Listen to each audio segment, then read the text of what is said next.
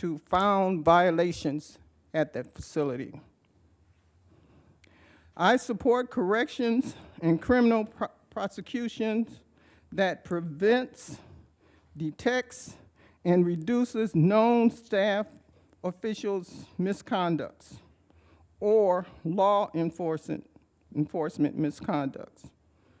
Crimes against the state of Illinois, against children and adults with or without disabilities. The annual public report had found major non-compliance issues with some staff known administrators and criminal violations of the laws and the Constitution of both the state and federal. I support administrative corrections and criminal prosecutions that prevents, detects, and reduces staff's known violations of the ADA, Americans with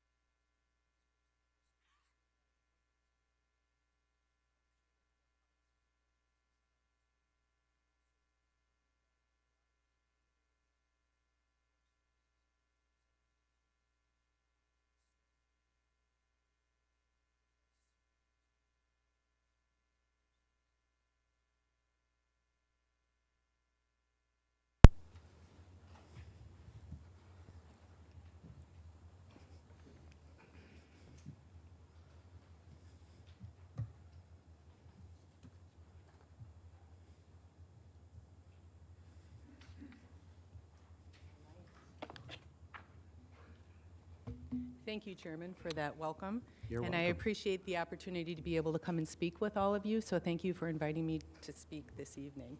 What I'd like to do today is give you an overview on our Juvenile Detention Center. As you can see on this initial slide that I have here, we actually have 5 different divisions of court services, and I'll be glad to speak with you on all of those different divisions at different times if you would like, but that would be a whole long presentation, so I'm going to just focus today on the detention center. Our Juvenile Detention Center was built in 1992 as a 32-bed facility. It was quickly expanded in 1995 to 48 beds. So the detention center provides secure detention for youth charged with the most serious felony violations, felony offenses. The average ages of our youth are between 14 and 17 years old. We are able to lodge kids between 10 and 20, but our average age, about 59.9% of our youth, are between the ages of 14 and 17. We operate the detention center under 2 statutory authority areas. So the first one is the County Shelter Care Act and then the Juvenile Court Act. Ultimately, the detention center operates under the authority of the chief judge. There are two different sources of operational standards that our detention center is required to follow. As you can see there, the first one is the Administrative Office of Illinois Courts, that's also called AOIC. They do a biannual operational review that just started this last year for us. And then there is the Illinois Department of Juvenile Justice, also known as IDJJ, and they do an annual audit. So how does a youth get admitted into the detention center? There's a couple of different ways. Number one, the youth could be arrested, and then they are screened through our juvenile detention tool, and if they receive enough points on that screening tool, then they're lodged in detention. Another way is that a juvenile warrant has been issued, and then the final way is that a youth is remanded from court. There's a couple of things that I think it's important for you to understand about a detention hearing. Number one, a youth who has been detained in detention has to be in court for that detention hearing within 40 hours. That's excluding weekends and holidays, but from the time they are detained, we have to have them in court within 40 hours for the judge to make some determinations. So prior to that, our juvenile probation department completes what's called a probation summary, which gives some background information for the court to be able to use to consider whether or not that you should be continued to be detained.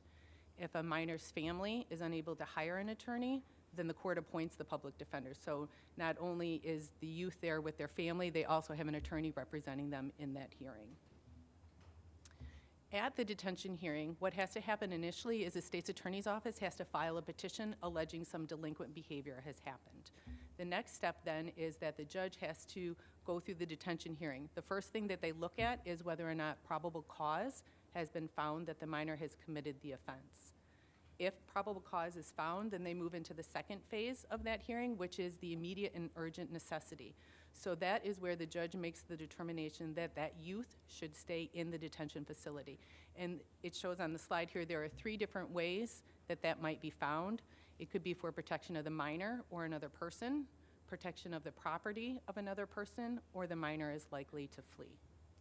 So then the last bullet point there for you shows that there are really only 2 outcomes from a detention hearing. Either the youth is returned back to detention until their next court date, or the youth is released, and sometimes they're put on conditions that then the probation department monitors, or sometimes they're not, and they're given another court date. I apologize, there's a lot of information on here, but please feel free to ask if you have questions. What I was trying to do with this slide is show you the overall breakdown in the last 4 years of what our detention population looks like. So as you can see, in 2020, we had a total number of intakes of 324. In this last year, in 2023, we had 402 youth brought into the detention center. The other things that we look at carefully when we look at our stats is the length of stay. So again, this is an average, so keep in mind some of our juveniles are in our detention center overnight, 40 hours. They're not in very long. Some of those kids are in for a much, much longer period of time. When kids are in our detention center and facing adult charges, they are there for many months. It could be for as long as even a year that we've had those in there. So when we look at that average, you know, it's a math thing. You have to keep in mind that there is really a very wide range for those kids. And then you can see also our average population of youth. In the last year, in 2023, we had an average population of 36.9 youth. And as you look back in those years prior to that, you can see that that's the highest number of youth that we've had in our detention center in the last 4 years. Moving on to a little different area, I wanted to talk about our staffing at the detention center. That has been a little bit of a struggle for us. I will say certainly since COVID, we have not been fully staffed, not one day in the last 4 years that I have been there. In 2019, we had 29 full-time staff and 14 part-time staff. Currently, we have 32 staff with 4 vacancies and 5 part-time staff. Part of what's important to note there is the part-time staff. Historically, what we have done at the detention center is utilized our part-time staff to help fill in the gaps of the full-time staffing. So it allowed us to have those people come in and help fill those areas on the shift where we wouldn't have enough people for full-time. We've had a really hard time hiring for our part-time staff, and in part, that's because the requirements for hiring have changed for our part-time staff. All of our part-time staff have to have degrees, and that has made it a struggle. In the past, we would look for things like students at Rockford University, maybe kids who are going into criminal justice kind of thing, and we would say, hey, come work for us at night, you know, work a few hours, get your feet wet, see what it's about, that kind of thing. We can't do that anymore. They have to have that bachelor's degree. So that's really created a gap in our staffing that we have been trying to work to fill. If you guys recall, a couple of years ago, it was agreed that we moved some money from our part-time line item to full-time, so we were able to shift some of that money away to open up some more positions for full-time, which was helpful, but we still have issues with hiring. So other employment factors, talked about the fact already that we have to have a bachelor's degree, Illinois resident, you have to meet AOIC's hiring standards.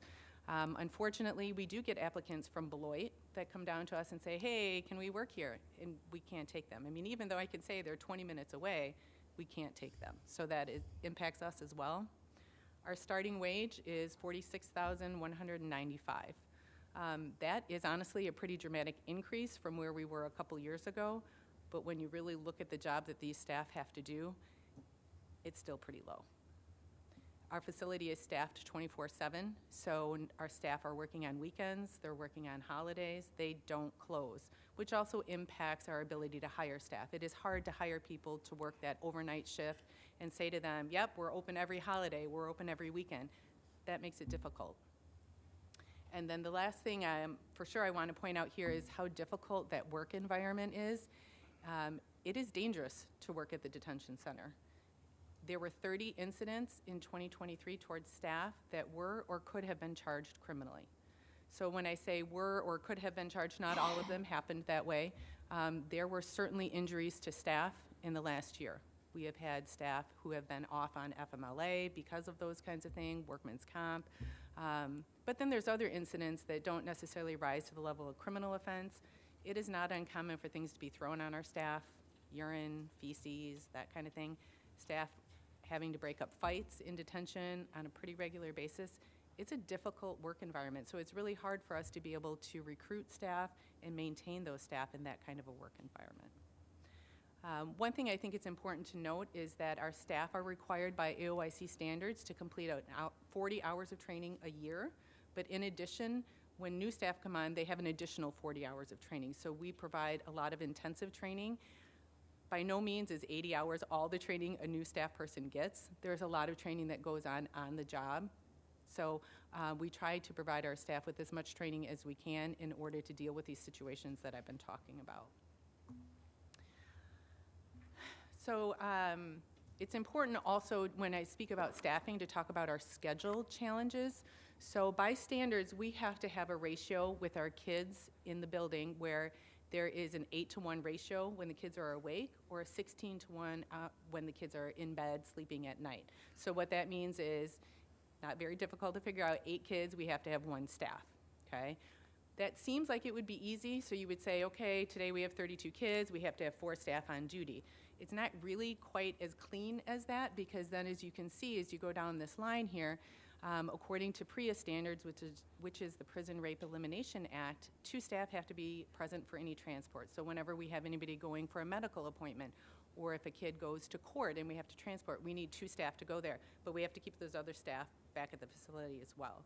And then we could have multiple things like that. So last week we had 2 kids in adult court at the same time and a medical transport. So right there is 6 staff in addition to the rest of those staff that have to remain back at the facility. So it's constantly a juggling act for our scheduling, and our assistant superintendent and superintendent do a really great job with trying to juggle that all the time, but it changes on a daily basis, honestly. It's very difficult.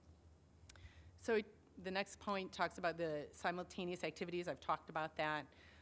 One of the other things I think it's really important to understand is related to the kids that we have in the facility. Our youth are often either under court order to not associate with each other. They could be co-defendants and they're not supposed to be with each other, so they're not talking about the offense. Or they could be, one is an offender and one is a victim. They could have been fighting, so we've got to keep them apart. And we have gang members, certainly, that are in our detention facility. So we have rival gangs that we have to be very aware of, keeping them apart to try and keep peace and keep the fighting down. So all of those things causes challenges with staffing and be able to do our programming. The last thing I want to talk about with the challenges is the space restrictions. I've talked to a lot of you about this already. You know, we are running out of space quickly. We have run out of space at the detention center, and so that makes it a challenge when we have to keep kids separated. Now I'd like to talk about some of the really good things going on out at the detention center. Our programming is something certainly to be highlighted. There are programming standards that are given to us by AOIC and IDJJ. When you look at those programming standards, it talks about the fact that they need to be evidence-informed and utilize evidence-based practices. We need to have cognitive behavioral programming in the facility. We have to look at the risk and the needs of our youth that are in there. So these standards are relatively new, honestly, for us from both of those groups. And so we've had to make some adjustments, and we've been able to do that. So when I look at what our programming is like at the detention center, here's an example of the programming that is going on currently. And it's important to note the number of hours that we're able to do that. And at the top, we're highlighting Freedom Behavioral Health. Those are our therapists that we've received through funding from the Mental Health Board. We have 3 full-time therapists that work at the detention center to address the mental health needs of our kids. Rockford Reach Out Jail Ministry comes in and they provide chaplain services for our youth, so they meet with the kids individually, as well as doing things like a Bible study for the kids. They just completed one of those. Youth for Christ comes in and they do life skills for our youth. In addition, they have been extremely generous for us, and they have created what's called a blessing bag. So that is a bag that's given to the kids when they leave our facility that has some basic hygiene items, has some information about resources in the community, things that the kids can take home with them, because oftentimes when a kid would leave, they would ask us, can we keep our toothbrush? I don't have a toothbrush, can I take one home? So we give them a bag of all of those things that they can take home with them. The other thing Youth for Christ has been doing recently is they've also helped us with donations of coats. So they've been bringing in coats that we can give to our kids and to our families when they leave. Rosecrans is in our facility for 80 hours a month. They provide 20 hours per week of mental health services. They work in collaboration with Freedom Behavioral Health. So Rosecrans helps link us to our psychiatric services. So Rosecrans does a screening, they refer to behavioral health, and then they can also link us up into those psychiatric services and help the kids get the medication that they need. University of Illinois Extension, they provide for us like an art therapy and art educational kind of program. The health department comes in and they do a program on sex education, primarily focusing on STDs. Rockford Alliance Against Sexual Exploitation, so RACE is also the acronym for that program, and they have been doing programming for us on human trafficking. And they are also providing for us at the end of this month training for all of our staff on how to recognize youth that may be trafficked and those resources that are available for them. And then we also have the therapy dogs come in. I'm sure you guys have heard about our therapy dogs in the court system. They are wonderful. They come out to our detention center and the kids get to pet them, and it's really just a great program that we have available for them. So I wanted, excuse me, to specifically highlight the therapeutic services that we get through the Mental Health Board. I talked about freedom and the hours that they give to us, but I want to make sure and highlight all the very specific things that they do. We have 3 full-time therapists. 7 days a week, we have mental health services for our youth at the detention center. They do CBT therapy groups. That is where we're working on the thinking of the kids to help them learn to think in a different way when they're in the situations that have previously caused them trouble. A Seeking Safety is a group that we are starting out there. Freedom is going with that, and it relates to the trauma the kids have been. It's helping them to process that and be able to learn how to handle those situations. They do individual therapeutic sessions with the kids, and then they also provide immediate intervention for our youth. I talked about situations with the kids where maybe they were in a fight or something like that, where they're having behavior problems. We can utilize those therapists to come in and help those kids process what's going on with their behavior at that time. So they're helping us de-escalate those behaviors.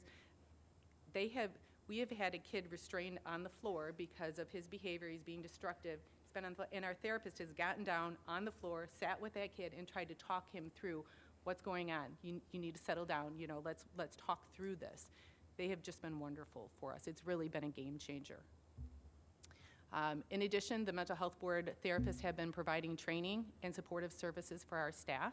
I talked about how it is stressful to work at detention, so those therapists are also a resource for our staff to be able to use. They provided for all of court services last year first aid mental health training, so our staff were able to be certified in first aid mental health because of this grant and our therapists being there. And then the last thing that they do is they provide therapeutic plans and discharge plans for those youth upon release. So not only do they work in a plan when the kids are in there, they're also providing that plan when those kids get out of the center. One of the other grants we received through the Mental Health Board is for a therapist at our juvenile probation department. So I didn't put this on here, but it's really been great that when a kid can leave detention, that therapist can talk to our therapist at probation, and we can have a continuity of services for those youth.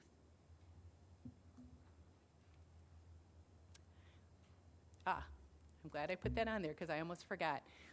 Winnebago County Detention Center has the highest number of therapeutic hours in the entire state.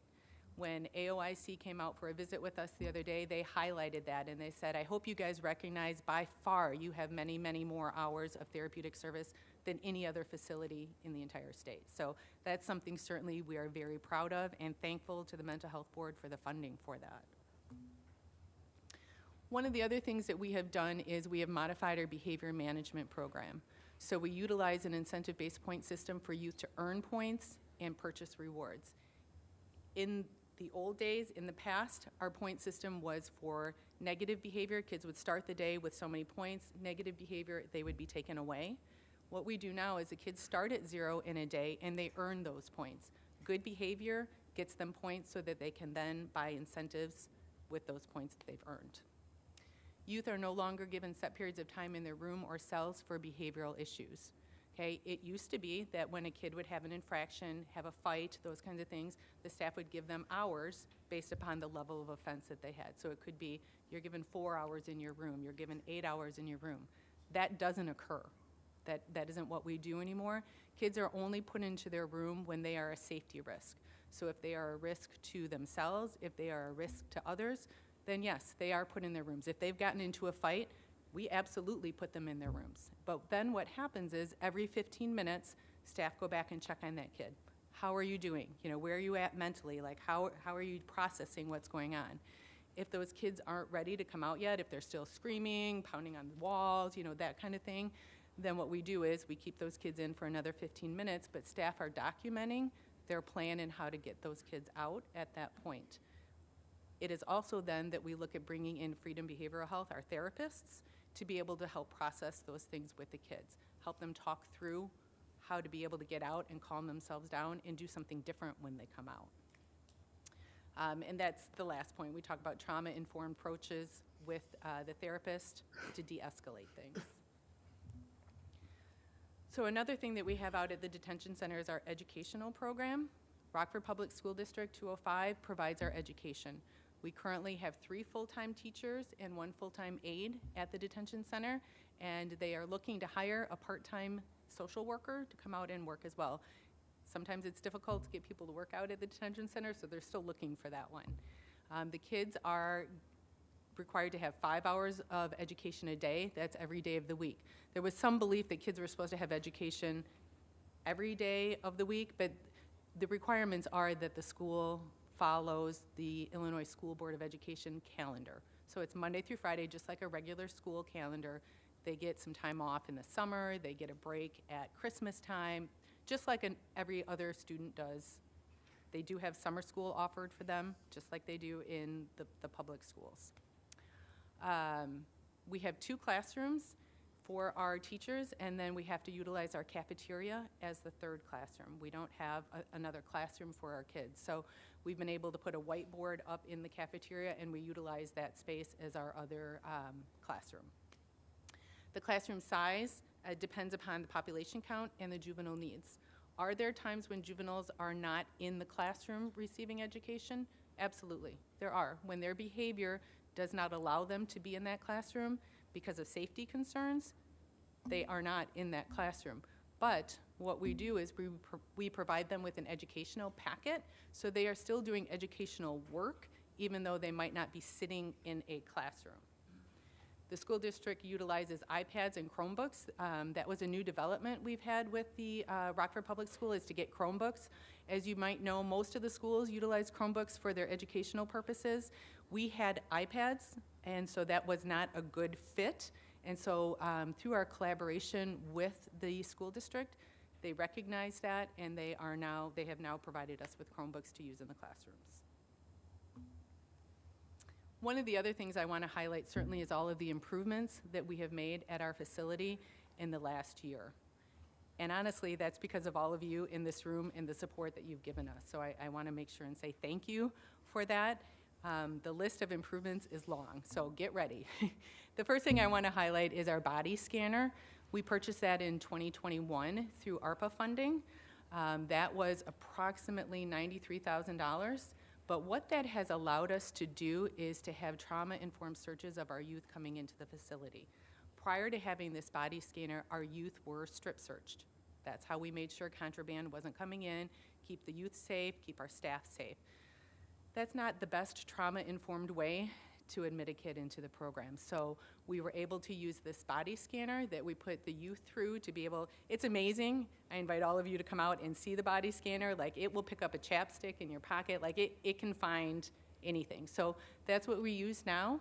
And I am proud to say we are the only detention center in Illinois at this time who has a body scanner.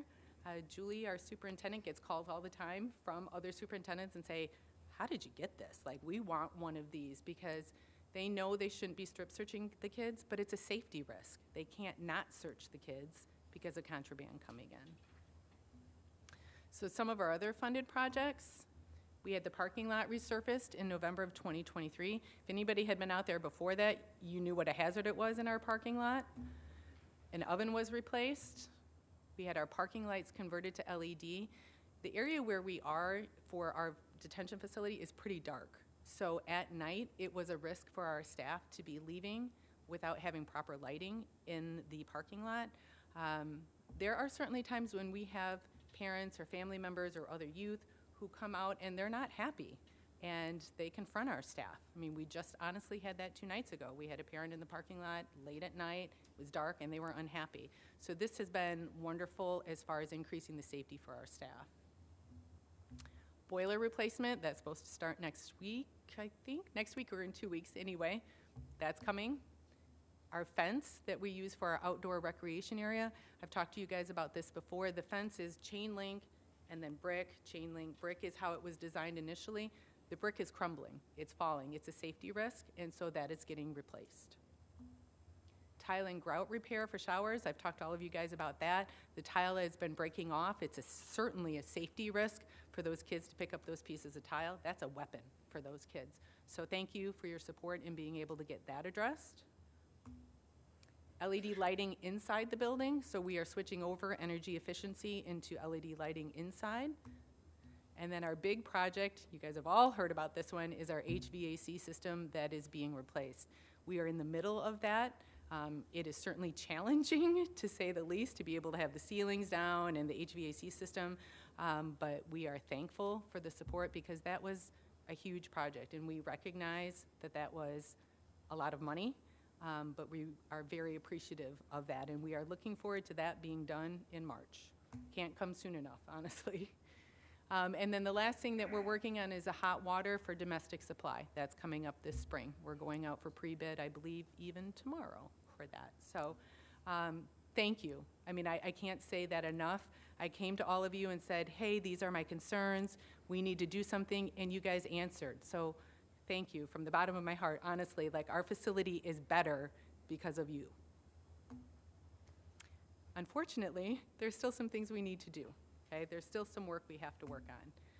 We want to look at our staffing levels. So one of the things that we are able to do, AOIC is one of our funding sources for our personnel. We have talked with them. They are willing to come out and do a staffing plan analysis where they will say to us, this is how many staff you should have. They have already said to us, I don't understand how you operate with so few full-time staff. And we explained, well, that was because we had part-time staff and they helped fill in the gaps. But we're short on part-time, so now we have some issues with that. So they're going to come out, they're going to do an analysis, and they're going to tell us where we should be with our staffing levels. So it's not going to be just me coming here to say to you, I want more staff. We're going to really have the data behind that to show what we need. And then I already alluded to this once, and I've talked to all of you about this already. We have some space limitations at JDC. So I apologize. It's, again, a long list. I know I shouldn't put this much on one slide, but I wanted you to see all of this. Our Freedom Therapists, when we got those therapists, we converted one of our pods that has 2 beds in it to their office space. So when I say our therapists are literally in the cells, that's the area where they work, okay? So we were 48 beds, we're now down to 46 beds because we had to convert that space. Rosecrans, who we talked about doing services as well, they don't have an office area, so they have their services in the gym. They do remote psychiatric services in the gym. Not an ideal setting. Our evening programming, I gave you that long list of everybody who is coming out and providing services for us. We have more people who want to come out. I get calls regularly from people in the community saying, hey, I've got a good program, can I come out and see the youth, can I do this? And we really have to kind of pick and choose who we can have come out because we just don't have the space for it. It's limited, we can only have so much in at one time. When our facility was built, it was top-notch, state-of-the-art. But that was before all of these programming requirements were in place and before we understood that we needed to do things differently. I already talked about our 3rd classroom being in the cafeteria. That is certainly not ideal. Virtual court, we do a lot of virtual court now. That's been a blessing, honestly, because of COVID, that we learned we can do that. That helps us not have to transport those kids back from detention down here for court. So we appreciate that, but we need a space to do that that's quiet and confidential. So currently we have that in what we call our quiet room, which works, but that takes another space away for people to come and be able to visit the youth during those times when court happens. Our storage room had to be converted into a PREA office, so now we are crunched for space as far as storage. PREA is the Prison Rape Elimination Act. We received a grant where we were able to hire somebody to help us to be able to work through what we need to do to be certified. So that is a goal of ours for this summer, is to go through the certification for PREA. It's a lot of work, and we're really proud of the progress that we made, and we really feel like we're gonna be able to do that. Limited visiting space, we regularly have to ask people to wait. Attorneys, therapists who come out, YSN, our workers who come, probation officers coming to visit their kids, they have to wait because we just don't have enough space for them to do that, or we have to turn them away even. U of I is who provides our nursing staff. We have a contract with them. Their nursing space is the same space that was created when the building was built 30 years ago. They have outgrown that. It is outdated. It's even off of our laundry room. For those of you who've been able to come out for a tour, you know that it's not ideal to walk through that laundry room that's also storage space, and that's where it's just not an ideal setup. They need more space. They constantly ask me for more space. And I said, yes, I'll give it to you if I had it, but I don't. Holding cells, we have some holding cells that aren't meeting our standards anymore. When the facility was built, it was appropriate, but they do not have windows, and that is a requirement. So we have some rooms that are not meeting standards that we should have. So we've talked, and I've talked to all of you about this already in some of our committee meetings. We have some building expansion goals for our JDC campus.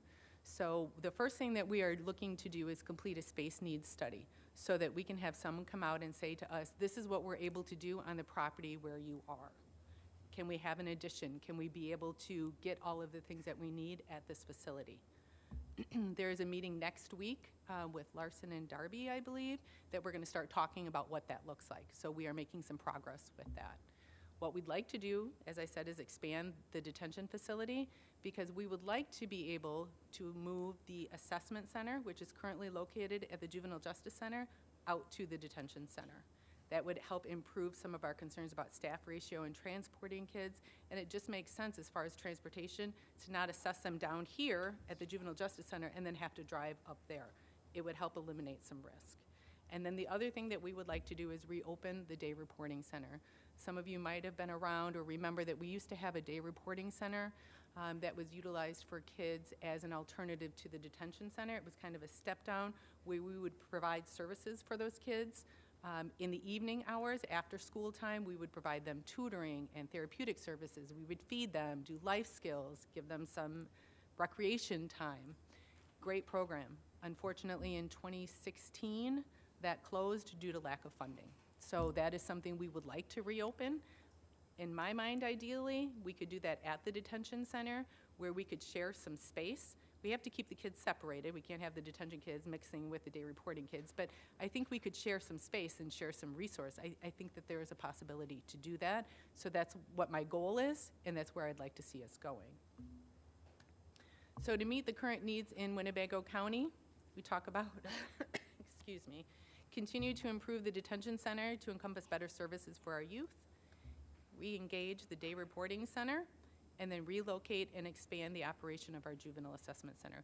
Those are my goals. When you ask what I'd like to see the future look like, those are the things where I think we need to be going to help our youth and better have services for our kids. The last thing I want to say is thank you to all of you here. Your support has been tremendous to us. Many of you have come out to the detention center. I know I've hosted tours 4 or 5 times in the last year for you all to come out and see what's going on. You are always welcome to come, and I want to thank you for that. Chairman Chiarelli, I know you've been out there. You could probably do the tour just as well as I can at this point. He's been out there multiple times for these tours. I've presented to all of you, like I've said a couple of times. I've been before you, and you guys have asked me to come. Thank you for that. I'm always glad to present. Like I said, if you ever want me to come back, as you can tell, I'm kind of long-winded. I like to talk about what we do, so I apologize for that, but it's just exciting to talk about the things that we have. And then the chief judge, who's also here, thank you, Chief Lowry. He's very supportive. I meet with him on a regular basis. He's 100% supportive of the work that we do in court services. Very good. So, sorry, like No. I said, I know I'm long-winded, so I apologize. Does anyone have any questions for me? Mr. Sweeney. Thank you, Chairman Chiarelli. I've got, well, a lot of my questions were actually answered by the presentation. I do have a few questions still hanging out there, and I've got some things I also want to say about this. First of all, thank you very much, Mrs. Jarvis, for coming out here. I can tell you from conversations that I've had, multiple board members of both our political parties here, that you have an overwhelming amount of support, you and your staff and the men and women that work at detention, overwhelming amount of support from this board, from the chairman. We enjoy working with you. I'm glad you pointed out that we as board members don't have any operational say in the doings of the 17th Judicial Circuit, but we are good partners with you, and we enjoy working together. I guess I'd be remiss if I didn't just start off by saying that the reason that we're here tonight basically is due to some salacious bombshell type of news stories. And I do want to ask you directly here in front of everyone and for the record, there was an accusation made, I'll just read a headline, right? Winnebago County Juvenile Center accused of shutting off water to children as punishment. Is that true? Thank you for asking that, and thank you again for your support. It is important to note in that IDJJ report, I think I saw that on all of your things.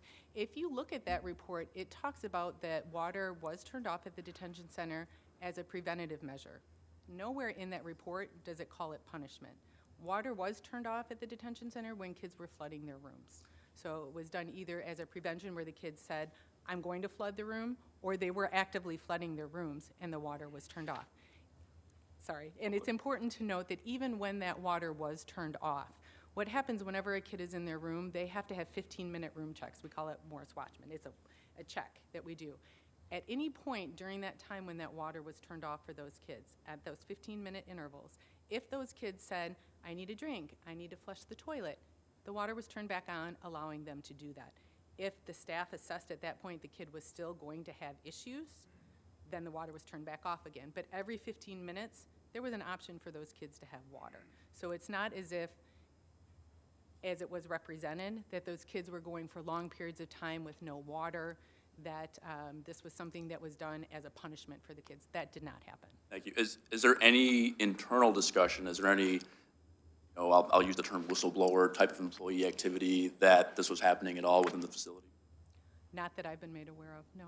So my point in asking these questions is that, and there's a couple news organizations that put it out there that water is being shut off as a punitive measure for children's behaviors, which is abuse, right? It's an allegation of abuse, and it is not true. It's a lie, right? It was put out there to the public. As an advocate for the people that do the job out there, I mean, we talk about kids, but, it's an extremely dangerous job, right? We're talking about murder, sexual assault, carjackings, gun crimes. I mean, this is not kids in the sense of what you might think of when you just hear that word. And so for that to be put out there, I just think it's just taking the wind out of the sails of the people that do that job. It's a horrible allegation, and I would hope that any news story, any of the news media that put that out there, retract it, tell the truth, do it for the dignity of the people that work out there. And not just for the people that work out there, but do it for the parents, the family, the friends of the kids that are in the facility. I mean, I have four of my kids are of age to be able to be detained in that facility. I can't imagine what it'd be like to have them commit such a heinous felony that they'd be detained for a night. But if they did, I can't imagine the secondary trauma of reading an allegation like that in the press that they might be denied their basic elements of survival as a punishment. That is not the way that it's done out there at all. So I would expect that to be retracted and that told. I'm sure the speaker that came here tonight obviously means well, but that is why we're talking about this, that there are people that believe that that is true, and it is absolutely not true, and we do stand behind them. In the report, it also talks about, the facility does, quote, the facility does have a formal structure in place to promote strong relationships between staff and youth. Each youth is paired with a staff advocate. All detention officers act as staff advocates. In that role, staff advocates are encouraged to have daily contact with their assigned youth, help youth establish goals, and complete court reports as necessary. This program is well established at the facility as all youth interviewed are able to identify their staff advocate. This does not sound like an environment at all where that type of activity occurs. That activity being the punitive showing up of water, to detainees there. They obviously deserve their basic constitutional rights. Everything I've seen, I can tell that absolutely takes place. I also want to mention that, in the report where Mr. Albright, the gentleman who compiled the report, who I have to mention is a Cook County appointee, right? I mean, he gave a series of recommendations which are not all the state statute, right? Like even in this recommendation, end the practice of turning off water to youth rooms as a preventative measure from them doing damage to the rooms. I mean, I can say as a representative of the taxpayers of District 20, I don't expect my taxpayers, my constituents, to have to foot the bill for a policy that says that we can't mitigate our damages at a taxpayer-owned facility. I think that's absolutely outrageous. And I think that there needs to be further examination between what is this one person's opinion of what should happen, this one, not to be too whatever, but this one Cook County appointee. It's a disaster in Cook County, right? I mean, their systems are not good there. It's an absolute disaster that the whole nation is watching on the news. To export these recommendations out here that some are interpreting as law, and that's not true at all. So we need to do an examination of that to determine what is the situation. I also want to address in the news report I just mentioned that there was a quote made by a fellow board member. I'll read the quote. It says, "This report, despite being months old, is just now being brought to the attention of board members and taxpayers, should serve as a wake-up call to county leadership, and is indicative of the breakdown of communication, lack of transparency, and lack of accountability that taxpayers deserve." Now, as you alluded to in your presentation, you've been in front of committees several times in the last year. Absolutely. I'm on the finance committee. We talked there. I attended operations, even though I'm not on operations there. I'm sure you've been to other committees as well that I haven't been on. I was on one of those tours of the Juvenile Detention Center, and in all these events, you have articulated to us elements born of these reports, right? This isn't the first report to have ever been done. There's a report from the prior year and so on and so forth, and you cite these reports in what you talk to us about, and as we try to make progress within the facility. So to those of us that take the time to attend these things, it was not secret, or it was not a lack of transparency, or it was not any kind of failure, no wake-up call, anything like that, communication breakdown. I think that is an insult to every single person in this room, every elected official, chief judge on down. Perhaps an apology is needed, I don't know, but it certainly isn't true, and I definitely appreciate how forthcoming and how attentive you've been to the Juvenile Detention Center, and continue working with it. Thank you. Mr. Neighbors had his hands up. Thank you, Mr. Chairman. My comment was on this, as a rebuttal to what Mr. Sweeney said about the need for an apology, because the section where it says, in the practice of turning off water to as preventative measures, is up under the section with detention programs, youth discipline, or confinement. So I quite clearly can understand where someone may be confused with that, or just the way, just what section it's in, just period. That's a mode of discipline. That's what they figured that was going on. So I don't see an apology necessary for that. But this whole report, whether it was just one guy's opinion or whatever, we can't be, so I want to be proud of Winnebago County too, and I thank Mr. Sweeney for taking pride in Winnebago County. And this report, you know, if we can't take constructive criticism, we can't improve upon our county, we can't improve upon our facilities. Everything that I heard in this report, and with everybody, their concerns with the detention center, leads to short staff and not having enough space. And so this report helps the argument with Ms. Jarvis that we need more space and we need more staff. And if all we had in this report was good things, we wouldn't have anything to improve upon.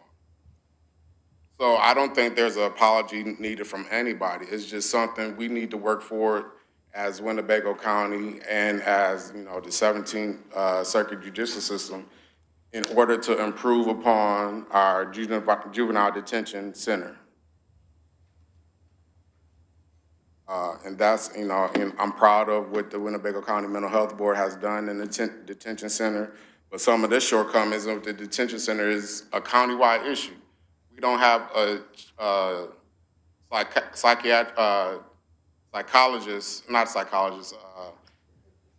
psychiatric doctor, pediatric psychiatric doctor in the whole Winnebago County. So that's another underlying thing that we need to work on to get to Winnebago County. So all I see is more improvements that need to be done, and I thank him for this report so we can improve upon those things. Thank you. Mr. Webster, you had your hand up. Yeah, thank you. Thank you for this presentation. I think it was pretty comprehensive that you put all this information together for us. I know you guys have difficult jobs out there, similar to what happens in our county jail. People in there that work in these facilities have very difficult jobs, and sometimes hide is how far they can go with.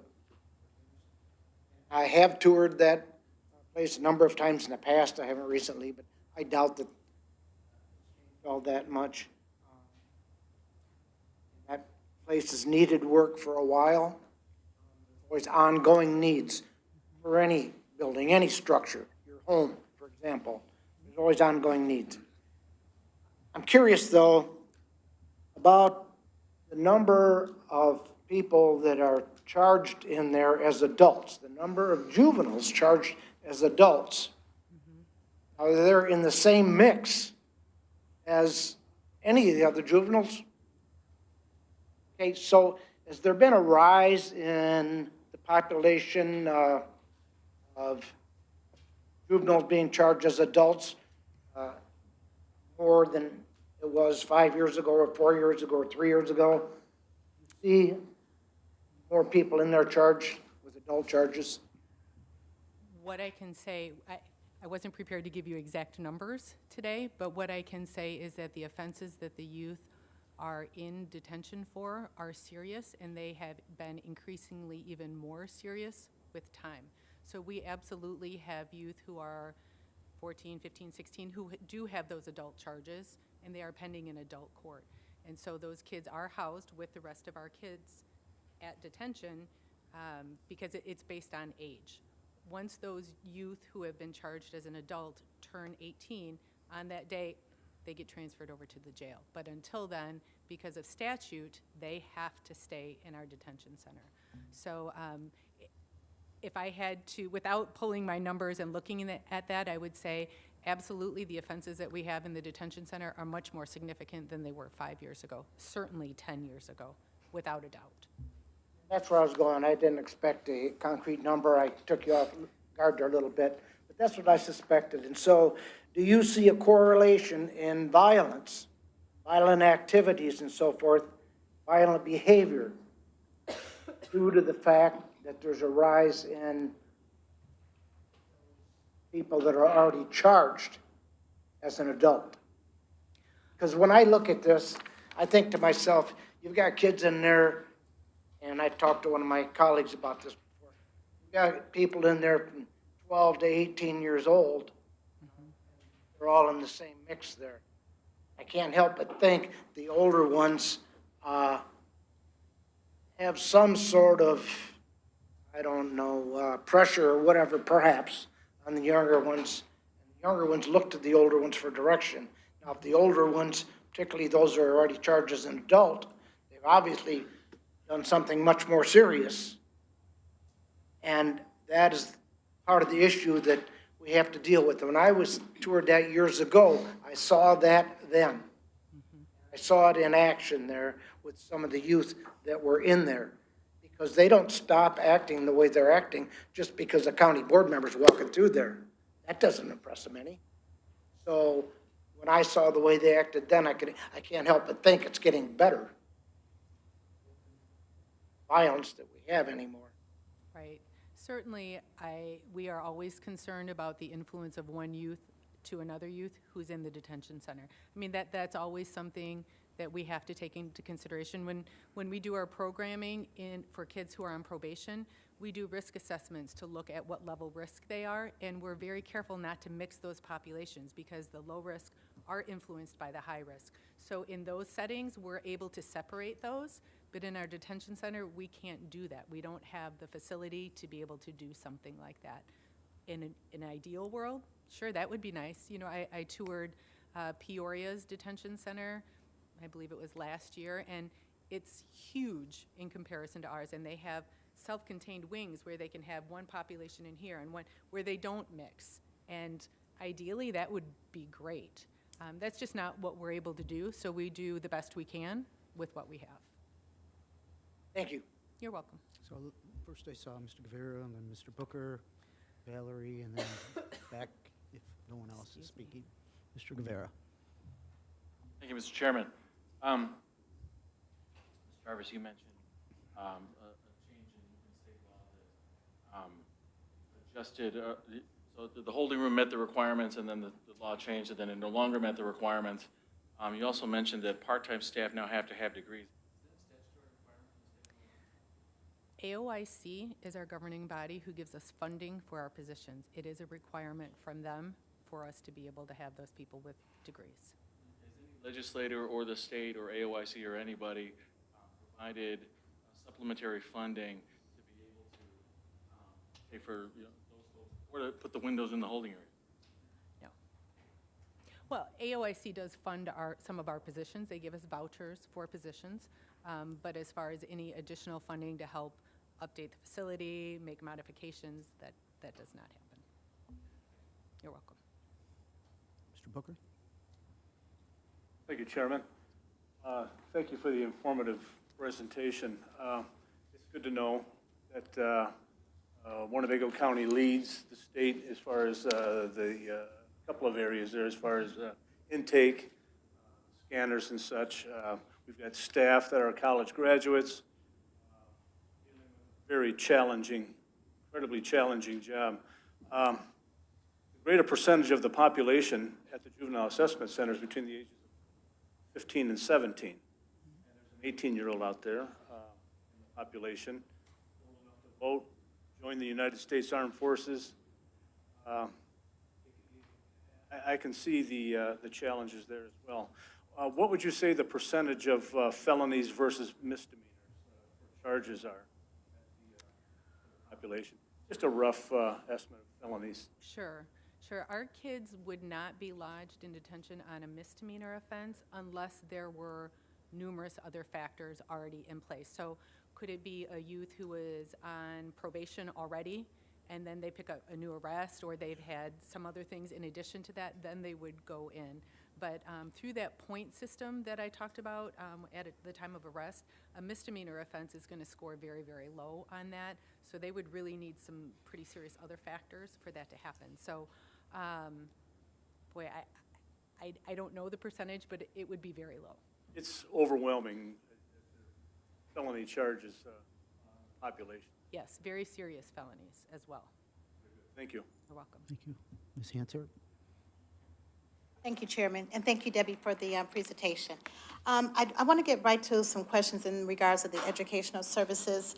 Back in 2022 and 2023 in this report, we've kind of had the similar ones. The only one different was the lack of the education. My question for you is basically, what does that daily structure look like? Because when you have the children at different age ranges, different not economic, but educational levels, is there like an assessment that's done so that you know if they need an IPE or IEPs? Talk with other districts, you know, that's in the county to know where these children were actually at when they were in school. What does a daily process look like when it comes to the education? Sure, right, good question. One of the things that we have been able to do in the last several months is we've really had a great partnership with Rockford Public Schools. So we meet regularly with them to address concerns about things like just what you're saying. So it's difficult when our kids come into the detention center because they can be from a variety of different school districts. It's a little easier if somebody's at RPS because then those teachers have access to that information and they can look that up. So they have that at their fingertips. But when a kid is from the Harlem School District or Hananiga, that's a different story. So that makes it a little more difficult for that. Our teachers are really good at doing that digging into trying to find that information. But that is something that we continue to work with the teachers on and work with the RPS administration, and how can we best do that? We've talked about, we're giving the teachers a report every morning of saying, here's the kids that we have in. We maybe got 2 kids in last night, and we've got to figure out where they go in school. Because part of our requirement is that very next day, we're supposed to have them in educational services.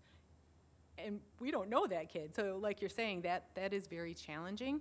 So the teachers can work with, they contact their home school, but sometimes those kids aren't even enrolled in school. So then we've got to go through that process with them and finding out where they should be enrolled. Where was the last time they were in school? Could have been a year ago even. I mean, it's all over the board for these kids coming in. So our teachers do a good job in looking for things like IEPs. They're very aware of that so that they can give those kids services that they need. So there's a lot of investigation that's done very quickly, and the school district has helped with providing a liaison. I might not quite have that title right for that position, but his entire job is to help those kids getting re-enrolled who are involved in the court system. That has been helpful for us. Thank you. So, Mr. Penny, and then Mr. Arena, and Yeah, the only comment I got, and I want to point out because I think it is getting overlooked. First off, I appreciate also what you do out there and how you manage your staff. I also appreciate the report. I think neighbors hit it right on the head. You know, it does give us something to look to strive to be better, right? And it's an opinion. Doesn't mean it necessarily is achievable. It doesn't mean it's going to happen overnight. However, I think the report is pretty telling when you look at this being essentially put together by interviews from 7 staff and 9 youth. I do not take this report as a wake-up call to county leadership by no means. I'm very aware of the environment that is the norm at that facility, unfortunately, for staff and for I don't think this is a lack of transparency. As my colleague Sweeney has said, you have been in front of many committees and very open about what's going on. So I appreciate, again, what you've been doing. And as far as lack of transparency, I think your staff was very honest on the answers they give. I don't see anything in here that says anything is being hidden. I don't see anything in here that anybody felt your staff was doing anything outside of the norm other than being probably honest with what is the environment in that facility. So thank you to them again. That's all I've got. Thank you. Thank you. Mr. Arena? Thank you, Mr. Chairman. So, I guess one aspect of all this is the financial side of it. I think myself and probably most of the people in this room would love to be able to have state-of-the-art facility with all of the functions addressed that Ms. Jarvis had mentioned. When, I don't know, sometime months ago, possibly before this report was put together, we had conversations through the Operations Committee about the space needs.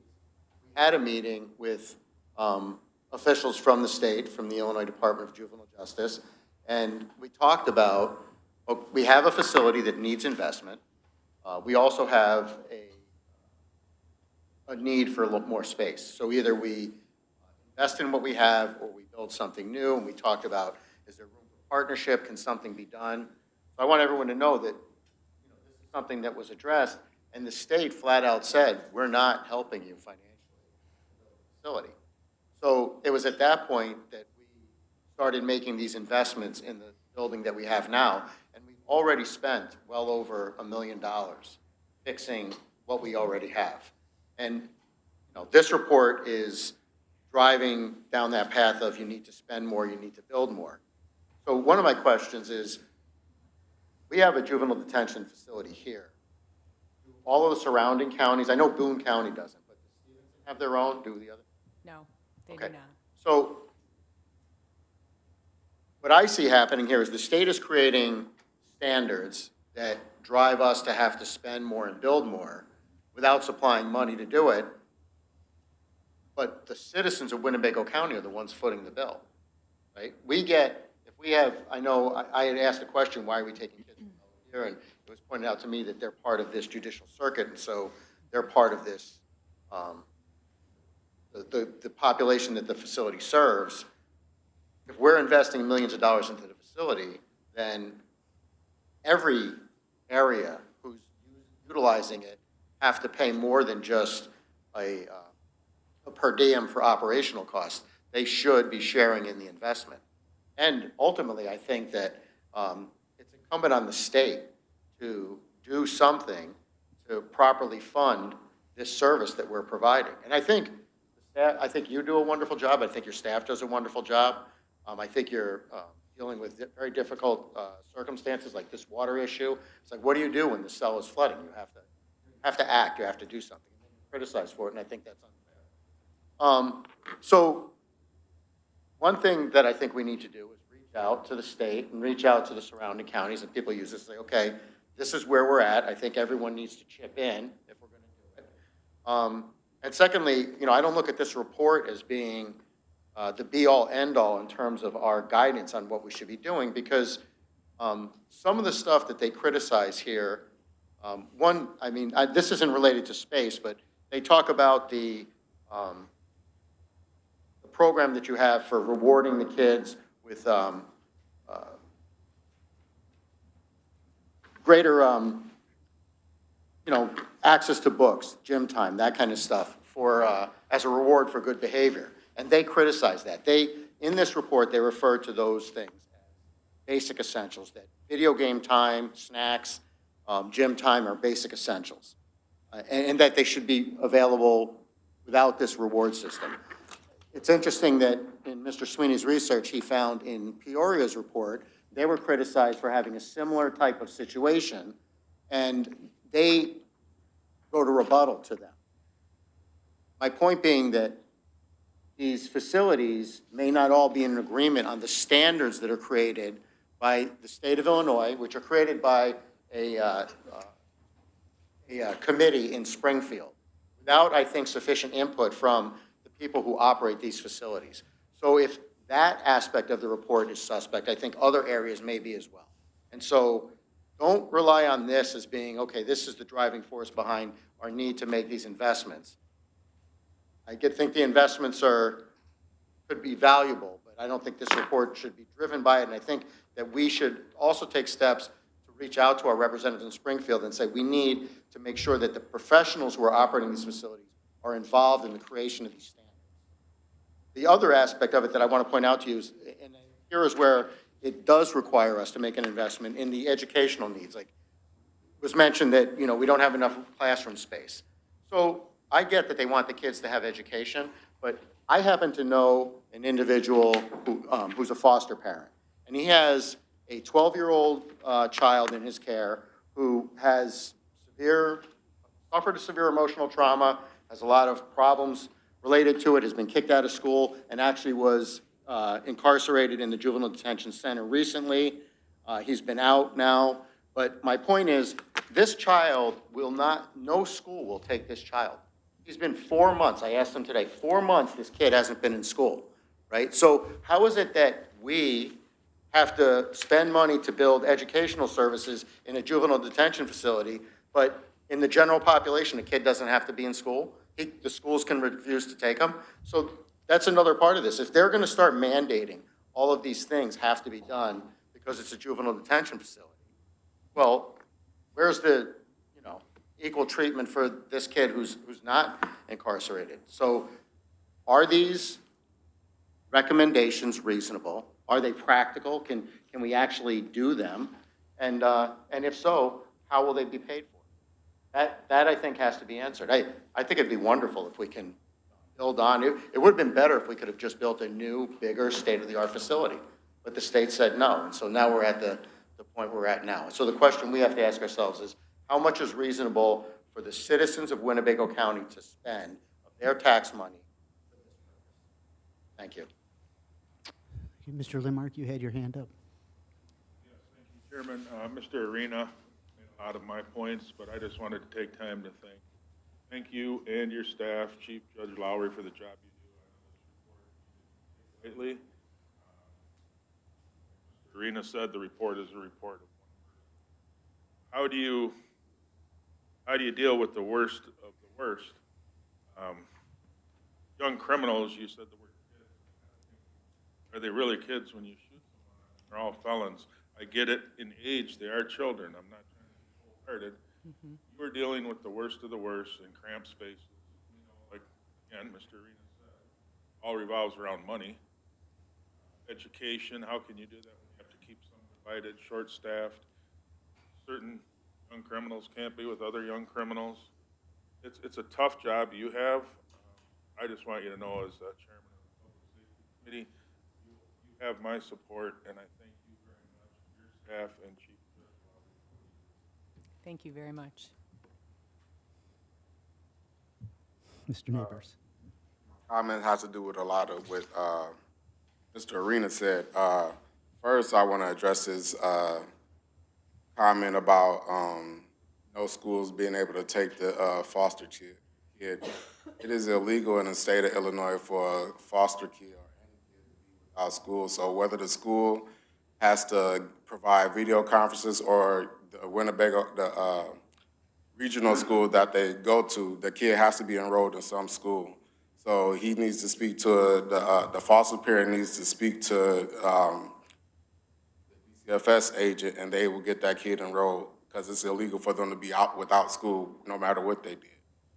And my wife does that for a living, so that's what she does, make sure the school provides education for foster kids, even if they have to get a lawyer on the school system. So that's one thing. Next thing, I wanted Ms. Jarvis to address the issue. Well, they spoke about the point system. I didn't disagree with anything in the point system except the access to books. And I just wanted to explain that part about the access to books. Sure. So you're questioning why we have point system for the books? Yeah, okay. I think it's important to understand there's a little bit more to that story as well. So books are provided to the kids. Any religious books, they don't have to use points for. And then also, we have a program that's called Liberation Library. It's an outside agency that comes in and provides free books for our youth. And those books are outside the point system as well. You think about in the old days when kids would have a scholastic where you go through the little flyer, it's the same kind of thing. And then this group will come in and give those books so that they can go home. Again, both of those are outside of the point system. There are books that are part of the point system. So kids are required, based upon the length of the book, to use their points to use that. So those books can go into those kids' rooms, and they're able to use them like at night when they're trying to fall asleep, you know, that kind of thing. So that's one of the rare things that kids get to bring into their cells with them, okay?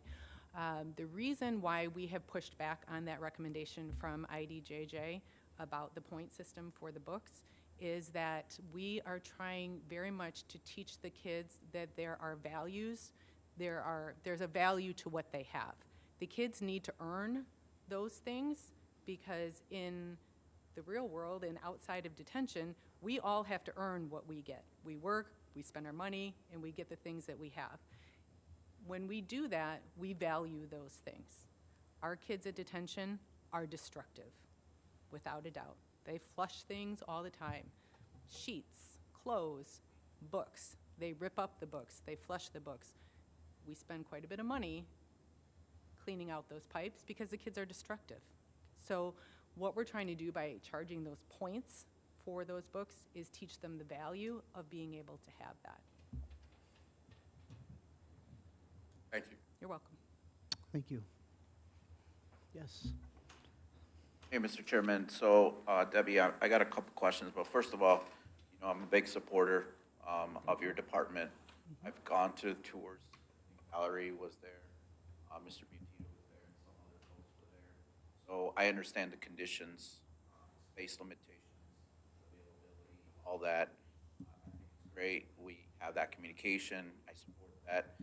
Definitely, I've talked to you. I've asked you to come to the Democratic Caucus to kind of talk about this. Then you present it at the county board based on the availability and the staffing issues that are going on out there. But one of the things now that has brought forward is the media reports, right, about this report. So the questions that I have is, did we respond to this audit with do we have to respond to those non-compliant issues with write-ups saying, hey, this is what we're doing to address some of these non-compliant issues, or rebuttal those non-compliant issues? So the process with the report is, once they come out and they complete the review, they say to us, these are some of the things that we're concerned about. We have a chance at that point to be able to say, we disagree with that. We don't think that's quite accurate. That's where parts in there, where in the report you'll see about the mental health, it talks about that it says we're lacking that, and then it says, but they have hired. So that's how that information gets into those reports. So as far as being able to update that report after it comes out, we have no ability to do that. We have to wait until next year's report, and they provide that to us. So that report certainly doesn't reflect all of the things that have changed and all of the work that we have done since it was released. What I'm going with that is, and Mr. Schultz may agree with this from an auditing standpoint, is that we do an annual audit, right? Findings. And so we sit down with the auditors, they write, hey, here's our findings, we can dispute whatever, make changes, whatever, but ultimately, we express that, and that's communicated across the board. And that is when it's presented to, the Finance Committee, and then the audit report is provided that. So just to clear up some of the misconceptions or, questions that might arise, which I think they're legit. Honest, if I see the report and it says shut off water or whatever, I'll be like, what the heck is going on, right? But I don't, in the public, there's things that I see that I'm not aware of because I'm not in the day-to-day operations, as some folks has alluded to, right? And so that's where my only recommendation is, kind of like what the auditor, Bill Crawley, does sometimes. Puts it on his website, here's the report, you know, transparency as much. Here's the recommendations, this is the discussion we had, boom, it's out there, it's for the public. If there's any commentary or any reports that we do to these audits, I understand there might be HIPAA laws here and there that we may not address some of these issues, but at least it's out there for the public, right? And I think that's the uproar that some of the folks, you know, get, you know, like, hey, you know, water, this, educational, you know, we know what's going on internally, right? And no criticism to anything, you know, but it's good to revisit those things because, once again, we've been talking about this, right? Expansion, you know, talking to our state legislators, hey, can we put this facility with mental health, with educational services, the expansion for that, providing those services that are needed by the standards that the state boards provide for us that we have to follow, right, from that perspective. And Ms. Arena's right. We have to make a decision here. We've invested $1.5 million or plus more now at that location. Do we expand, or do we figure out a way to provide that space availability and staffing as well for those things, those services? So like I said, I just want to point that out. My only thing is, like, the Register Star came out with, I think it was a great article. You know, it quoted you different things like, what is your take on this? It broke it down. This is the issue, you know, blah, blah, blah, blah, blah. But those are the things that I think the public, you know, wants to hear, that Winnebago County is doing that, right? And the only thing is I can say is, like, we need to be a little bit more proactive. You know, we know that we're trying to push for space and staffing because that's part of the issues that are causing some of these things that may get taken out of context, right? Or whatever the case, or interpretation of some report or language. And I think if we can get ahead of that, I think you won't be here having this discussion today for the third, fourth time presentation. So, and if one other recommendation that I would say is send it to the Public Safety Committee. Have that review. Hey, want to let you know, here's the report. If you guys have any questions, let me know. I can discuss any of the things that you might have, you know, and that's my only recommendation I would say, because then we wouldn't be in this situation today. Like I said, I appreciate the hard work that you do, the chief, courts, everybody, especially the staff, you know, that have to deal with some of the situations that I've seen, you know, and the space limitations that we do have out there. But, you know, those are the things that the public sometimes is not aware of, and so. Thank you for those suggestions. Mr. Huffman had his hand up, and then I'll come to you. Thank you. I was going to stay out of this for the most part, but I feel I need to say something. For those of you who know, I've worked at the juvenile detention home for in excess of 28 years. I was a superintendent, assistant superintendent, I bailiffed, I was a probation officer, and I'm going to say the job Debbie's doing, the finest job I've seen of controlling situations. I also think Julie is doing a fine job. I think I hired her, pretty sure. I hired Rich, her assistant. But when I got this report and I read it, I already knew what the issues were. I already knew the reason the faucets were turned off because the kids were flooding their rooms. I know that. That's what they do. And I just want everybody to understand that's a very difficult job. It's a very dangerous job. I had 2 staff were damn near killed. One a female, when I went downstairs, it was at the building that was right outside of here. They were on the females were on the 2nd floor, boys were on the 3rd. When I went down there, the whole wall was just covered with blood from where they pulled the worker's hair out of her head and drug her along that wall. So these people, to make these comments about those staff, it's sinful. This is so unfair. And it endangers the staff, because now they'll look at this and think, oh, I got to be careful what I do. They can't just go by them. They have to watch every step they make because there's somebody out there watching. I think these people really need to look in their soul and see what they were thinking. So I support you, Debbie. Thank you, Joe. Wherever you are, I support you, and I think you're doing a fantastic job.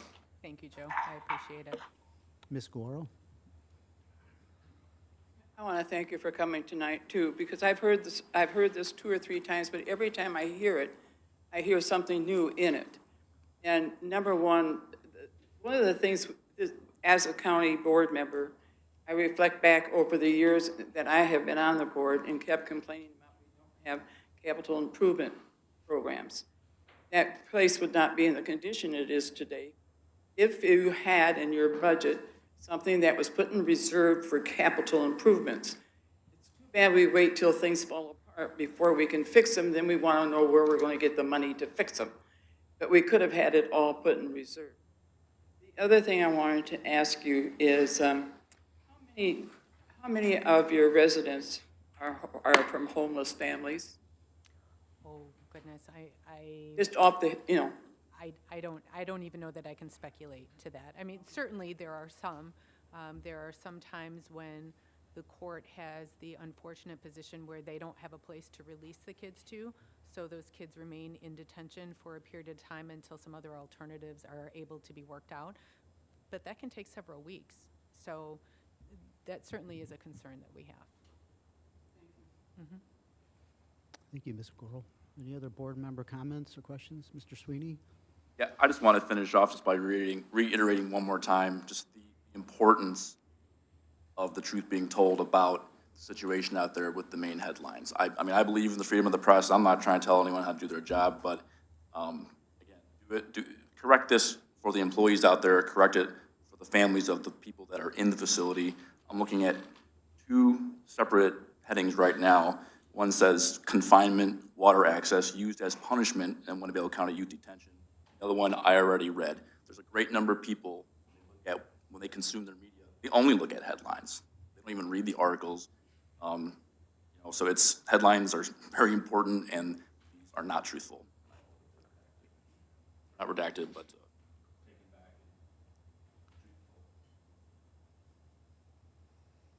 Yes. Hi, thank you so much for coming here tonight. I'm sure there are things that you would much rather be doing on a Thursday evening. I also wanted to thank you and the Chief Judge and your staff for the work that you do. It sounds from this presentation and from investigating that I've done on my own that you are doing a very good job with very little resources. And so my question to you is first, how can the board help you to implement evidence-based policies to reduce recidivism and to rehabilitate these children? What more do you need from us that could empower you to make these measurable and make these policies something that would improve the facility? Sure, right. Thank you for asking that question. As I put it toward the end of our presentation, the things that we need to do is we need to have more staff and we need to have a larger facility. We, again, are very fortunate with the funding from the Mental Health Board that we have sufficient mental health services at this point. It was brought up about psychiatric services. I'd love to be able to say we have a psychiatrist that we can call in. Rosecrans helps us to facilitate that, but that would be another big wish for us. So I feel like we are able to do a really good job with the program that we currently have based upon all of those community agencies coming in and partnering with us. We are really thankful for all of them, but we don't have the space to even bring in everything that we'd like to do. So space and staff.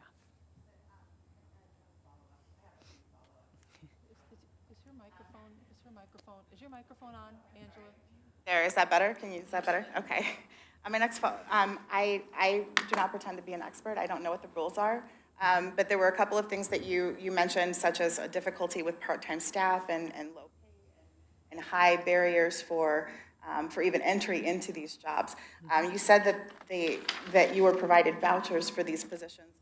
Would it be possible for us to supplement those positions as a county? Could we add additional funds to those vouchers in order to maybe appeal to a broader pool of applicants? Yes. I'm trying to figure out how I want. As a board, you already do provide additional funding on top of what we receive for vouchers. So we're already extremely grateful for that. So AOIC does not give us enough vouchers to cover all of the staff that we have. If you're saying, can we pay more than what the vouchers give? We can. It's just an expense that the county would have to absorb. Are you limited by any collective bargaining agreements as to the compensation that you give your current staff? We are under a collective bargaining agreement, but my experience has been if we say to them, we want to pay you more, they usually don't have a problem with that. Would it be possible to use other facilities or remote facilities, existing facilities, such as like an empty room at a jail, for example, or underutilized space in this building? Could you use those hypothetically? For detention space? For education space, for recreation space, for a day program, you mentioned a day program, for additional programming. I'm trying to just kind of Think outside the box? Right. Yeah, yeah. Certainly, as far as the day reporting center, we have been talking with other community agencies to see if, knowing that building an addition onto the detention center is not going to be a quick process if we are able to do that. So are there community agencies that we could partner with now to be able to do something sooner rather than later? We want to get rolling on this sooner. So we're talking with them. The problem becomes that we have to be very careful about following statute. Number one, like our kids can't be in the jail. They have to be sight and sound separated. By statute, they don't want those adult and juvenile kids mixing. Makes sense, right? The other thing, as far as utilizing community programs, there again, we have to be very careful. We don't want our delinquent kids mixing with other kids in the community who are utilizing those programs. So that presents a little bit of a challenge. We would have to make sure that they are separated. So like we talked before about the older kids influencing younger ones, our delinquent kids influence the non-delinquent. We have to be careful about those things. So certainly we are trying to explore those options as far as what we can do to be able to use things, but we have to be very careful that we're being thoughtful and cautious about that as well.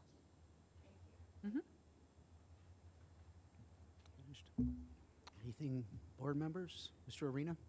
Mr. Chairman, one thing I failed to mention, I just want to reiterate to everyone on this board that we have been looking for solutions to this. The Legislative and Lobbying Committee, when we did our interviews of our prospective lobbyists, we made the needs of the Juvenile Detention Center one of the key points we discussed with them, and I believe that in the direction they were given, funding for the facility was one of the things we requested of them. So, like no stone is going unturned in terms of trying to make the facility the best it can be. And I think, it's reasonable for us to say to the other people who utilize the facility, a shared effort, and that it can't be on Ms. Fellers? I have another thought. I was encouraged by your commitment to the use of evidence-based policies and procedures. How are we measuring the success of that programming? And the other question was, you mentioned a day reporting program. Is that something that could be implemented with more funding? Is funding the only barrier to that program? Funding is one of the barriers, as well as location. We would need to find an appropriate space to be able to do that. For that day reporting center, we want to be able to have recreational space for the youth, as well as some ability to be able to feed them.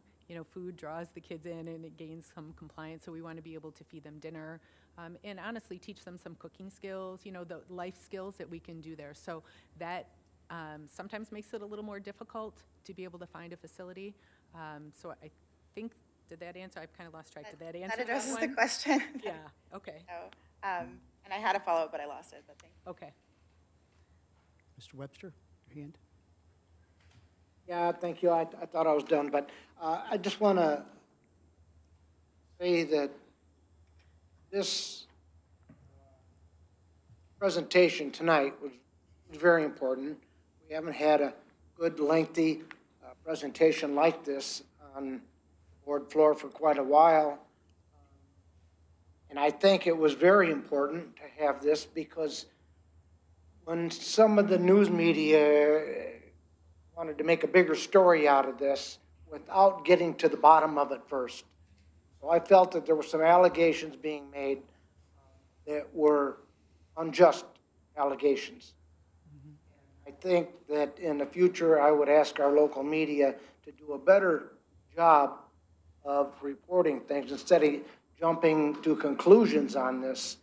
A lot of the answers that came out here tonight they could have had if they went directly to Deb Jarvis, the county board chairman. And I thank the chairman for putting this on our agenda tonight because it was a very important issue. And I hope this allies some of the fears that the general public has had and dispelled some of the rumors that the county is not doing their job.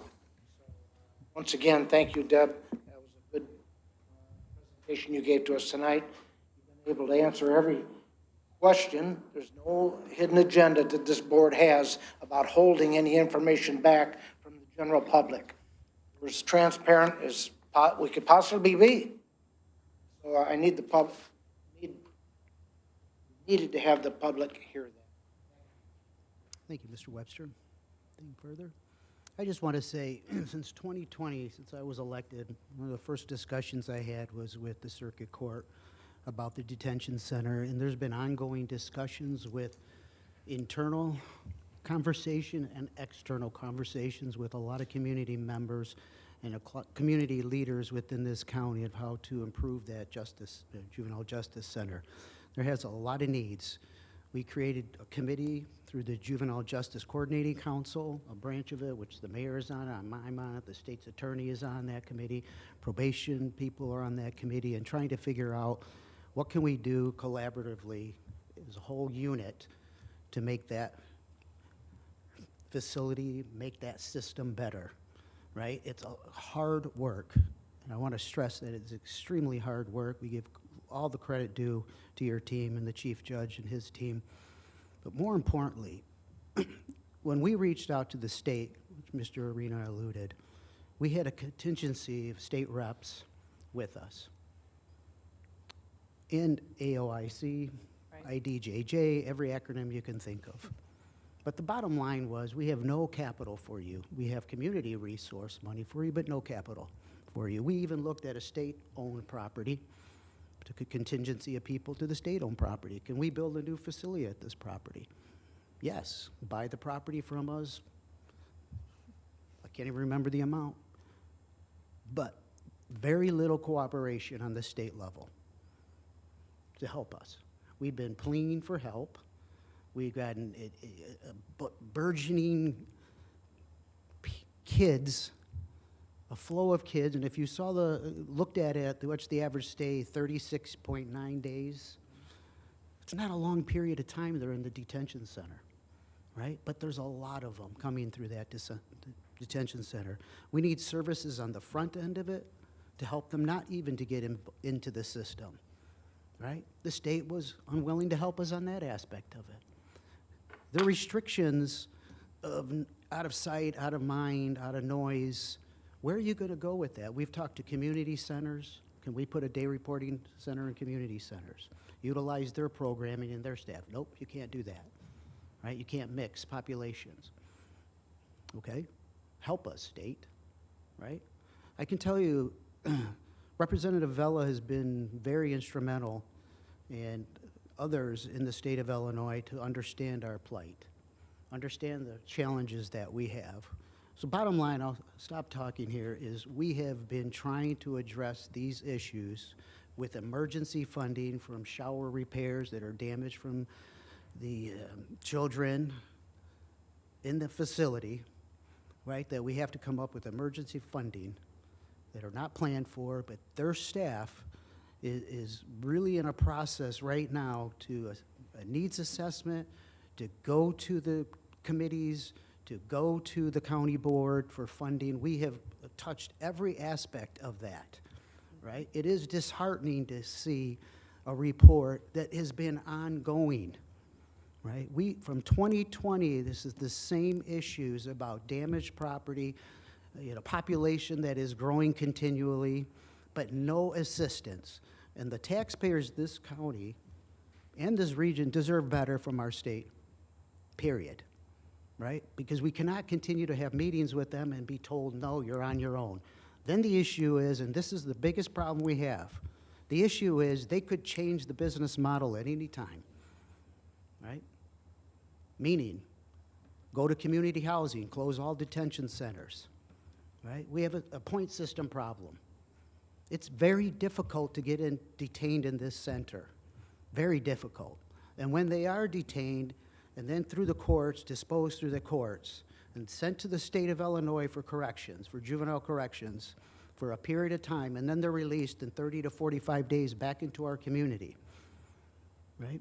What is the point? Right? Because it's circular, right? These kids and these children need services, period. From the day they're thinking about going into a gang, right? We're acting like an emergency room. And you know what an emergency room is? To save your life. It's not for preventative care.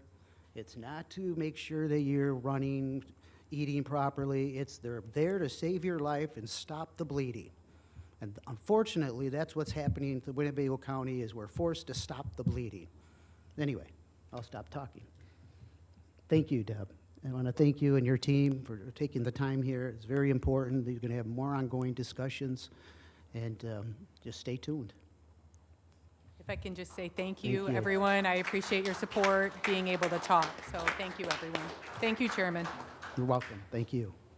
Does anybody want to adjourn? Mr. Webster? Oh, we got a little people's business to do here. All right. Where are we at in this agenda? Item number 6, approval of minutes.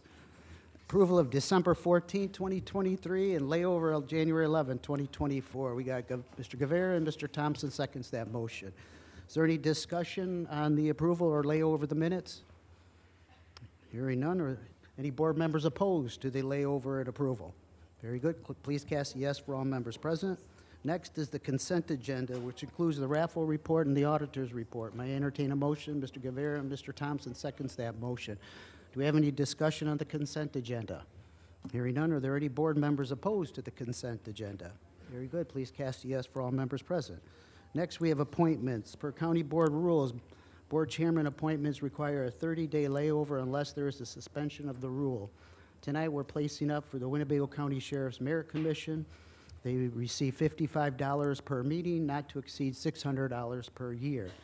First name is Michael Purin. That is a reappointment for a 6-year term. Next is Michael Tully. That is also a reappointment for a 6-year term. Next is Ryan Fritz, is also a reappointment for a 6-year term. Next, we have the Winnebago County Liquor Commission annual compensation is maybe a drink or two. I don't know. I highly doubt that. Anyway, it pains me to appoint Kevin McCarthy to this position. Just kidding. And Michael Thompson, place it up for a reappointment for the Winnebago County Liquor Commission. Next is the Cherry Valley Fire Protection District. That is annual compensation of $4,500 per year, placing up Steve Schwartz. That is a new appointment to fulfill the remainder of a 3-year reappointment, which ends in May of 2024. And those are the appointments. Next, we have the reports of the standing committees. First is the Finance Committee. Mr. Butita.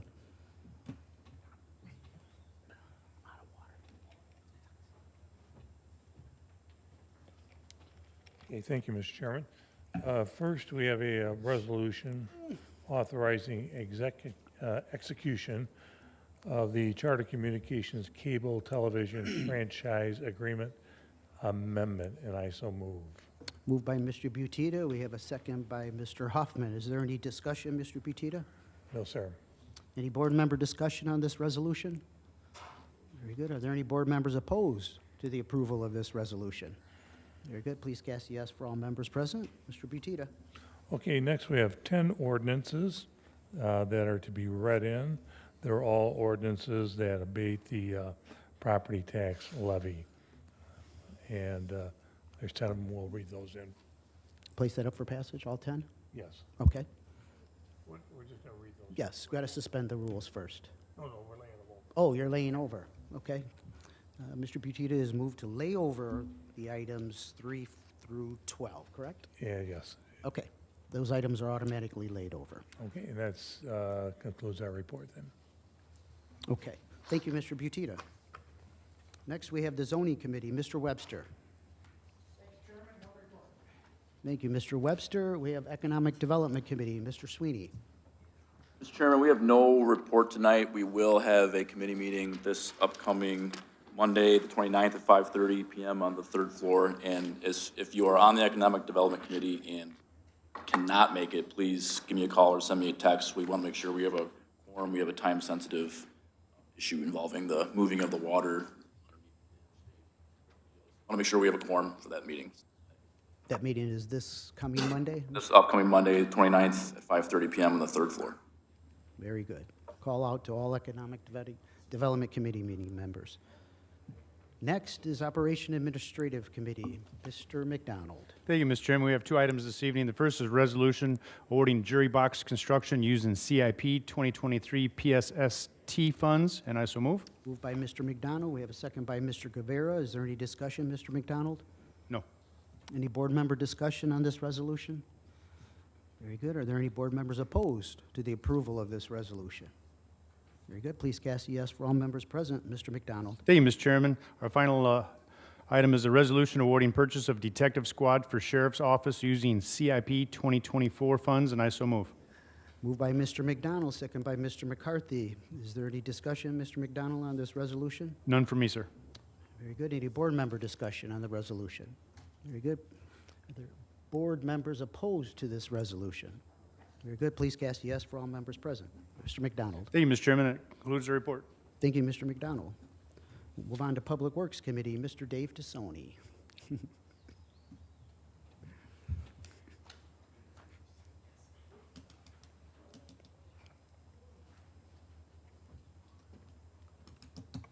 Thank you, Mr. Chairman. Your Public Works Committee brings 3 items forth this evening. First item is a resolution 24-001, authorizing a joint funding agreement with the state of Illinois for Latham Road resurfacing from Owen Center Road to Illinois Route 2 and for appropriating RBI funds. I would move motion to that item. Moved by Mr. Tassoni, second by Ms. Hansert. Mr. Tassoni, discussion? None, no, thank you. Board member discussion on this resolution? Very good. Are there any board members opposed to this resolution? Very good. Please cast a yes for all members present. Mr. Tassoni. Thank you, Mr. Chairman. Our next item is 24-002, and it's an ordinance amending Chapter 82 of the Winnebago County Code, designating Latham Road from Meridian Road to Illinois 2 and Owen Center Road from Riverside Boulevard to Latham Road as a Class 2 truck route. I would move that item. Move to approve for Mr. Tassoni, second by Ms. Hansert. Is there any discussion, Mr. Tassoni? In addition to that, I would motion to suspend the rules. This is an ordinance that lays over. It is tied to the previous one we just approved, and I would move for suspension. Okay, so we do have a motion to suspend by Mr. Tassoni, second by Mr. Guevara and Mr. Neighbors. Are there any board members opposed to the suspension of rules this evening? Very good. Please cast a yes for all members present. The rules are suspended. Mr. Tassoni. Thank you. Then back to the original motion. Okay, moved by Mr. Tassoni, second by Ms. Hansert. Original second. Any board member discussion on this ordinance? Hearing none, are there any board members opposed to this ordinance? Very good. Please cast a yes for all members present. Mr. Tassoni. Thank you, Mr. Chairman. Our final item here is Resolution 24-003, and it's a resolution authorizing a structural engineering agreement with Willett Hoffman and Associates, Inc. for bridge load rating updates as part of the centralized agency permitting system. I would so move. Moved by Mr. Tassoni. Do we have a second? Mr. Thompson, Mr. Booker. Is there any discussion, Mr. Tassoni? None. Thank you. Any board member discussion on this resolution? Very good. Are there any board members opposed to the approval of this resolution? Very good. Please cast yes for all members present. Mr. Tassoni. Thank you, Mr. Chairman. That concludes our report. Thank you, Mr. Tassoni. Moving on to Public Safety and Judiciary Committee, Mr. Brad Limbark. Thank you, Mr. Limbark. We move on to unfinished business. Tonight we have appointments that were read in on December 14, 2023. We have the North Park Fire Protection District, the annual compensation not to exceed $1,500, replacing up Timothy Freeberg. That is a new appointment. The next, we have the Winnebago County Sheriff Merit Commission, the annual compensation $55 per meeting, not to exceed $600 per year. Ms. Danielle Schlichting and Mr. Kevin Gully. So those have already been read in. Do we have a motion to approve? Motion by Mr. Guevara, second by Mr. Booker. Are you grouping all of them together? Okay, so that's for appointments through the North Park and the Winnebago County Merit Commission. We have a motion and a second. Is there any discussion on these appointments? Hearing none, are there any board members opposed to these appointments? Very good. Please cast a yes for all members present. Thank you very much. New business. Any new business in front of the board this evening? None. Moving on. We got the announcements and communications. Clerk Lori Gummow. Thank you, Chairman. The items listed below were received as correspondence. Thank you, Clerk Gummow. Mr. Webster has his hands up. Motion to adjourn, second by the rest of the whole county board. Can I get a second, please? Second by Mr. Guevara, Mr. Neighbors. Thank you. And the rest. All in favor, say aye. Aye. We're adjourned. You don't take and the rest of the board?